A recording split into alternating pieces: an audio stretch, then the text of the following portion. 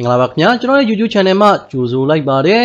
မိတ်ဆွေတို့ကိုဒီဗီဒီယိုဖိုင်လေးမှာဘုဒ္ဓပြည့်မျှဝေပေးခြင်းတာကတော့ကားတွေမှာကပတ်ပတ်မှာလေအိတ်ပွင့်လာလားဒါနဲ့ပတ်သက်ပြီးတော့မိတ်ဆွေတို့ကိုဘုဒ္ဓပြည့်မျှဝေပေးခြင်းတာပဲဖြစ်ပါတယ်ဒီပြဿနာကလည်းတော်တော်လေးခက်ခဲနက်နေတဲ့ပြဿနာတစ်ခုပဲဖြစ်ပါတယ်။ဘာကြောင့်လဲဆိုတော့တစ်ခါလေးကြာရင်ကပတ်မပတ်လည်းလေအိတ်ပွင့်ပါတယ်။ခါလေးကြာရင်ကပတ်ပတ်လည်းလေအိတ်မပွင့်တဲ့ပြဿနာတွေကိုကြုံတွေ့နေနိုင်တာပဲဖြစ်ပါတယ်။ဒါကြောင့်မို့ဒီဗီဒီယိုဖိုင်လေးမှာကတော့ကပတ်ပတ်မှာလေအိတ်ပွင့်လာလားဒါနဲ့ပတ်သက်ပြီးတော့မိတ်ဆွေတို့ကိုဆွေးနွေးတင်ပြချင်တာပဲဖြစ်ပါတယ်။ပထမဦးဆုံးအနေနဲ့ကားရဲ့ SRS လို့ခေါ်တဲ့လေအိတ်စနစ်မှာအသုံးပြုထားတဲ့လေအိတ်တီနဲ့ပတ်သက်ပြီးတော့မိတ်ဆွေတို့ကိုဘုဒ္ဓဖြည့်မျှဝေပေးခြင်းပါတယ် SRS ဆိုတာကတော့ Supplemental Restraint System လို့ခေါ်တာပဲဖြစ်ပါတယ် SRS စနစ်ကတော့တကယ်တမ်းဆိုလို့ရှိရင်အကူအနေနဲ့အသုံးပြုတဲ့စနစ်ပဲဖြစ်ပါတယ်ကားတစ်စီးမှာကပတ်ကတော့အရေးကြီးဆုံးပဲဖြစ်ပါတယ် driver ဘက်ပဲဖြစ်ဖြစ် passenger ဘက်ပဲဖြစ်ဖြစ်ကပတ်ကတော့တေချာတက်ဆင်ပြီးတော့အသုံးပြုသင့်တာပဲဖြစ်ပါတယ်ကပတ်မပတ်ဖန်နဲ့လည်းလေအိတ်ကတော့ပွင့်နိုင်ပါတယ်ဒါပေမဲ့ကပတ်မပတ်ဖန်နဲ့လေအိတ်ပွင့်တယ်ဆိုရင် accident ကြီးကြီးမားမားဖြစ်စေနိုင်ပါတယ်ကားတစ်စီးကအရှိန်နဲ့သွားတဲ့အခါမှာ airbag ပွင့်သွားတယ်ဆိုရင်လေအိတ်ပွင့်သွားတယ်ဆိုရင်ကပတ်မပတ်ဘူးဆိုရင်ဇက်ကျိုးတာတွေထိခိုက်ဒဏ်ရာရတာတွေဖြစ်စေနိုင်တာပဲဖြစ်ပါတယ်ဒါကတော့ SRS စနစ်မှာပါဝင်နေတဲ့လေအိတ်တွေကိုတက်ဆင်ထားတာပဲဖြစ်ပါတယ်နံပါတ်1ကတော့ driver side မှာရှိနေတဲ့ airbag ပဲဖြစ်ပါတယ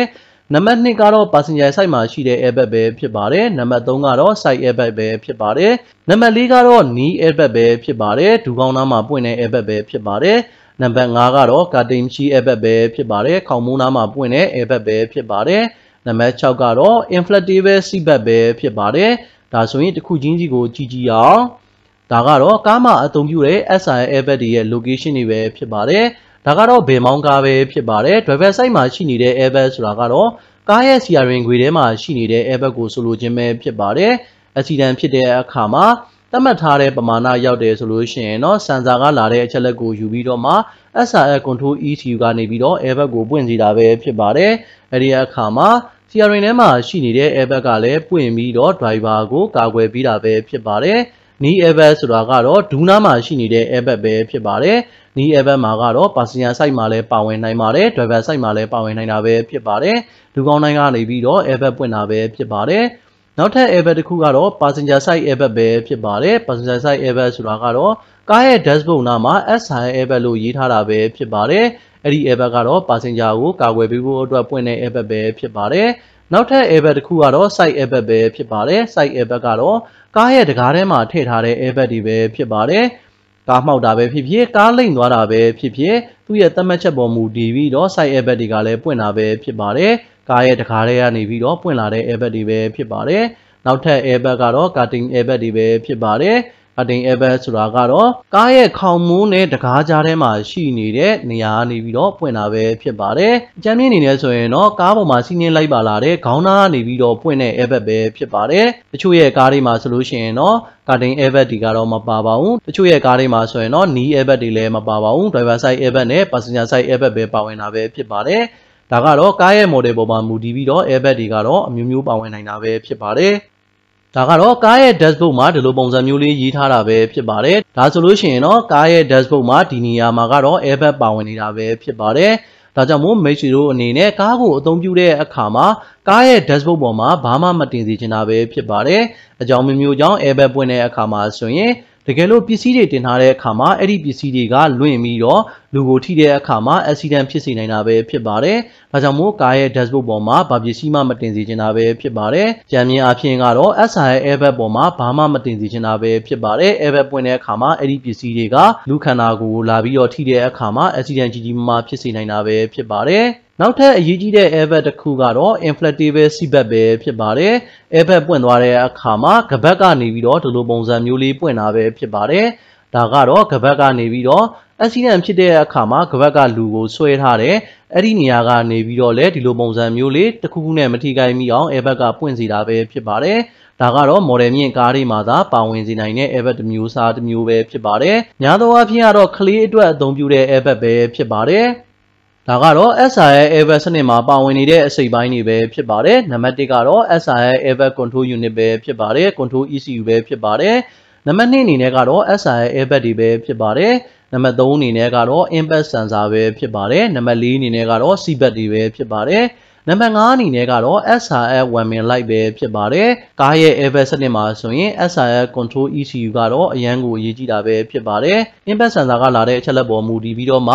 ှကားရဲ့အရှိန်နဲ့ကားရဲ့တိုက်တဲ့နှုံးနဲ့အဲ့ဒီပေါ်မူတည်ပြီးတော့ airbag ကိုပွင့်တင်မပွင့်တင်ကို SRS airbag control ECU ကဆုံးဖြတ်တာပဲဖြစ်ပါတယ်အဲ့လိုဆုံးဖြတ်တဲ့နေရာမှာကတော့ကပတ်တက်ဆင်ထားခြင်းကပတ်မတက်ဆင်ထားခြင်းနဲ့တော့မဆိုင်ပါဘူးတိုက်တဲ့အချိန်ပေါ်မူတည်ပြီးတော့မှ airbag ကိုပွင့်မိတာပဲဖြစ်ပါတယ်ကပတ်တက်ဖို့အတွက်ကတော့မိတ်ဆွေတို့အနေနဲ့လိုက်နာပေးရမှာပဲဖြစ်ပါတယ်ကပတ်တက်ထားတယ်ဆိုရင်ကားကတစ်ခုနဲ့တိုက်မိတဲ့အခါမှာအဲ့ဒီကပတ်ကလူရဲ့ခန္ဓာကိုယ်ကိုဆွဲထားတယ်ဆွဲထားပြီးတော့ airbag ကလည်းလူရဲ့မျက်နှာနဲ့ရင်ဘတ်ရှိနာမှာကာကွယ်ပေးတာပဲဖြစ်ပါတယ်အဲ့လိုမဟုတ်ဘဲနဲ့ကပတ်မတက်ထားတဲ့အခါမှာ accident တစ်ခုဖြစ်တဲ့အခါမှာခန္ဓာကိုယ်ကလည်းအရှိန်နဲ့ရှေ့ကိုပြေးသွားတယ် airbag ကလည်းပွင့်တဲ့အခါမှာအရှိန်နဲ့လာပြီးတော့ရိုက်တယ်အဲ့ဒီအခါမှာ accident ကိုကြီးကြီးမားမားဖြစ်စေနိုင်တာပဲဖြစ်ပါတယ်ဒါကြောင့်မို့ကပတ်တက်ဆင်ပြီးတော့ကားကိုမောင်းနှင်စေချင်တာပဲဖြစ်ပါတယ်ကပတ်တက်ဆင်ပြီးတော့ကားကိုလိုက်ပါစီးနှင်းစေချင်တာပဲဖြစ်ပါတယ်ချို့ရဲ့ကားတွေမှာဆိုရင်ကပတ်မတက်တဲ့အခါမှာအလန်းမြည်တာပဲဖြစ်ပါတယ်အဲ့ဒီအလန်းမမြည်အောင်ဆိုပြီးတော့ကပတ်ထဲကိုတစ်ခုခုထိုးထည့်ပြီးတော့အလန်းမမြည်အောင်လှုပ်ဆောင်ကြပါတယ်ဒါကတော့ accident ဖြစ်တဲ့အခါမှာလုံးဝစိတ်မဖြစ်ပါဘူးဒါကြောင့်မို့မိတ်ဆွေတို့အနေနဲ့ကားစီးတဲ့အခါမှာကားမောင်းတဲ့အခါမှာကပတ်တက်ပြီးတော့မောင်းစေချင်တာပဲဖြစ်ပါတယ်ဒါအပြင် SRS စနစ်မှာပြစ်ချက်ရှိနေတဲ့အခါမှာကားရဲ့ဒိုင်ခွက်မှာ SRS မီလဲလင်းစီမှာပဲဖြစ်ပါတယ်ဒါအပြင် SRS စနစ်မှာပြစ်ချက်ရှိနေတဲ့အခါမှာကားရဲ့ဒိုင်ခွက်မှာ SRS မီလဲလင်းစီမှာပဲဖြစ်ပါတယ်ဒါကတော့ကားမောင်းတဲ့သူကို SRS စနစ်မှာပြစ်ချက်ရှိနေတယ်ဆိုတာကိုဖော်ပြပေးတာပဲဖြစ်ပါတယ်ဒါကတော့ SRS control ECU ရဲ့ impact sensor ရဲ့ပဲဖြစ်ပါတယ်ဒီနေရာကတော့ SRS control ECU ပဲဖြစ်ပါတယ်ဒါကတော့ impact sensor ပဲဖြစ်ပါတယ်တကယ်လို့ accident ဖြစ်သွားတဲ့အခါမှာဆိုရင်တော့ impact sensor ကိုလည်းလဲရတယ် SRS control ECU လည်းလဲရတယ်ပြတ်သွားတဲ့ airbag တွေကိုလည်းလဲပြရတာပဲဖြစ်ပါတယ်ဒါအပြင်ကပတ်တွေလော့ကျသွားတယ်ဆိုလို့ရှိရင်လည်းကပတ်တွေကိုလဲရတာပဲဖြစ်ပါတယ် SRS control ECU ကတော့မလဲဘန်းနဲ့ထဲမှာ program ပြန်ရေးမယ်ဆိုလို့ရှိရင်လည်းအဆင်ပြေပါတယ်။ဘာကြောင့်လဲဆိုတော့ကားက accident ဖြစ်ပြီးသွားတဲ့အခါမှာ SRS control ECU ကအဲ့ဒီ accident ကိုမှတ်ထားတာပဲဖြစ်ပါတယ်။ဒါကြောင့်မို့ accident ဖြစ်ပြီးသွားတဲ့အခါမှာကားရဲ့ဒိုင်ခွက်မှာ SRS ဆိုပြီးတော့မီလင်းနေမှာပဲဖြစ်ပါတယ်။ဒါဆိုရင်တော့ကားက accident ဖြစ်ထားတဲ့အနေအထားပဲဖြစ်ပါတယ်။ accident ဖြစ်ပြီးသွားတဲ့အခါမှာ SRS control ECU ကနေပြီးတော့ accident ဖြစ်တဲ့ history ကို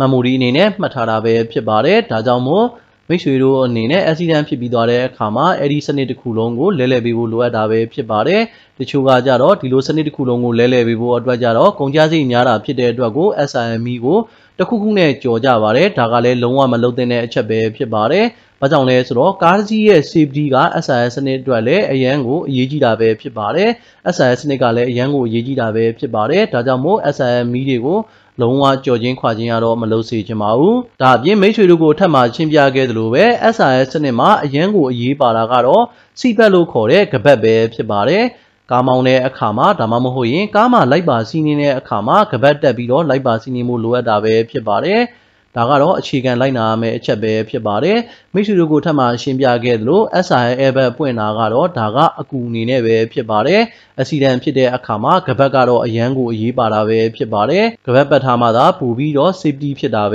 ဖြစ်ပါတယ်။ဘေးကင်းလုံခြုံတာပဲဖြစ်ပါတယ်။ SIS စနစ်မှာပြစ်ချက်ရှိနေတဲ့အခါမှာ SIS airbag 1 min light ကကားရဲ့ဒိုင်ခွက်မှာဒီလိုပုံစံလင်းနေမှာပဲဖြစ်ပါတယ်။ချို့ရဲ့ကားတွေမှာဆိုရင်တော့ SIS ဆိုပြီးတော့မီလေးလင်းပါတယ်။ချို့ရဲ့ကားတွေမှာဆိုရင်တော့ဒီလိုပုံစံလင်းတာပဲဖြစ်ပါတယ်။တချို့ရဲ့ကားတွေမှာဆိုရင်တော့ airbag ဆိုပြီးတော့လင်းတာပဲဖြစ်ပါတယ်။ဘလို့ပဲဖြစ်ဖြစ်ဒီမီလင်းနေတဲ့အခါမှာဒီလိုပုံစံမီလေးလင်းနေတဲ့အခါမှာ SIS စနစ်ကတော့ပြစ်ချက်ရှိနေတာပဲဖြစ်ပါတယ်။တကယ်လို့ history code ဆိုလို့ရှိရင်တော့ scan ထိုးပြီးတော့ဖြတ်လို့ရပါတယ်။ဒါပေမဲ့ SIS စနစ်မှာပြစ်ချက်ရှိနေတဲ့အခါမှာကုတ်ကဘလို့ပဲဖြစ်ဖြစ်မပြတ်ပါဘူး။ပြုပြင်ပြီးတော့မှသာပြတ်မှာပဲဖြစ်ပါတယ်။ဒါအပြင်မိတ်ဆွေတို့ကိုထပ်မံရှင်းပြခဲ့သလို SIS စနစ်ကကားတိုက်ပြီးသွားတဲ့အခါမှာ SIS control ECU က data တွေအားလုံးကို history တွေအားလုံးကိုမှတ်ထားတယ်။မှတ်ထားတာဖြစ်တဲ့အတွက် program ပြန်ရင်းမရင်းရင်အသစ်လဲမှသာ SIME ကပျောက်မှာပဲဖြစ်ပါတယ်။ဒါပေမဲ့ SIME ကိုတော့လုံးဝမကြော်သင့်ပါဘူး။ဒါကြောင့်မို့ကားမောင်းတဲ့အခါမှာကပတ်ပတ်ထားဖို့အဓိကလိုအပ်တာပဲဖြစ်ပါတယ်။ကပတ်ပတ်ထားမှသာပို့ပြီးတော့ဘေးကင်းလုံခြုံတာပဲ